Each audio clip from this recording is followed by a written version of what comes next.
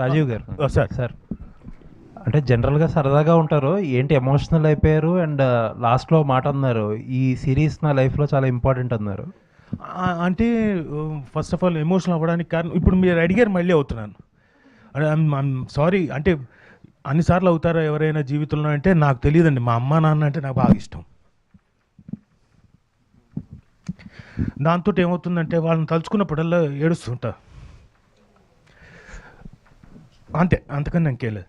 And thank you.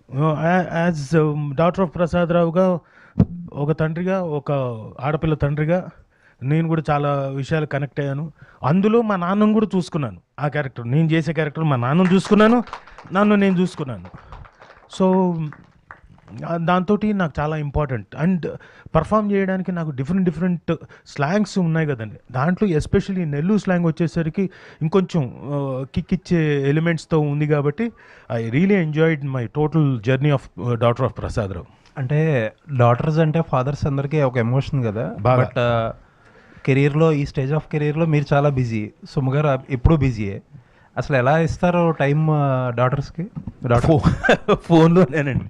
ఫోన్లోనే ఏదో ఒకటి పంపిస్తుంటా, మెసేజ్లు. ఇంకోటి, మా అమ్మాయిని అప్పుడప్పుడు బాగా ఇరిటేట్ చేస్తాను దానికి ఇష్టం లేనివన్నీ చేసి. సో అంటే కొంచెం నవ్వించడానికి. సో అలా టైం, షూటింగ్ లేదనుకోండి సాయంత్రం పూట కలుస్తాం కాబట్టి డిన్నర్ దగ్గర అక్కడ టైం మాట్లాడుకుంటాం, ఏం జరిగిందా మా కాలేజీలో ఏంటి, అలా. All the best sir, looking forward. Thank you sir, thank you very much sir. Sriram garu, మొత్తం అంటే ఈ బేసిక్గా ఇప్పుడున్న ఈ కమర్షియల్ దాంట్లో ఏంటంటే ఎవరు టాప్లో ఉన్నారో వాళ్ళని తీసుకొచ్చి పెడదాం.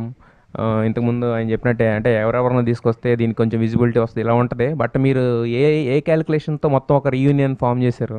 కంటెంట్ అండి, ఓన్లీ కంటెంట్ని బిలీవ్ చేశాను, ఆ క్యారెక్టర్ని బిలీవ్ చేశాను. ఈ క్యారెక్టర్, ఈ పర్సన్ అయితే ఆ జస్టిఫికేషన్ దొరుకుతుందని అనుకున్నాను. ఎప్పుడు అదే చేస్తాం మేము, ఈసారి కూడా అదే చేసాం. బట్ 2 ఎపిసోడ్లు చూస్తే అంటే ఇంత అథెంటికేట్ ఈ మధ్యకాలంలో అయితే ఏ సిరీస్ లేదు. బట్ సిరీస్ అన్నారు కానీ సినిమా చూసినట్టే అనిపించింది యాక్చువల్గా. బట్ అంటే 2 ఎపిసోడ్లు కాదు, మొత్తం వేసిన ఇక్కడే బింజ్ వాచ్ చేసేలా అనిపించింది యాక్చువల్గా అక్కడేమో కానీ. సో బట్ 2వ ఎపిసోడ్కే క్లైమాక్స్ లాగా అనిపించింది. ఇంకేమన్నా అంటే దాచారా? నెక్స్ట్ ఎపిసోడ్ కూడా అలాగే అనిపిస్తుంది మీకు డెఫినెట్. ఎపిసోడ్ క్లైమాక్స్ లాగా అంటే అదే అంటే ఆ సస్పెన్స్ అనేది అలా కంటిన్యూ అవుతుంది till end. That craze goes to మా కృష్ణ గారు. అంత బ్యూటిఫుల్గా స్క్రీన్ ప్లే చేశారు, ఆ మేకింగ్ అలాగ ఉంది.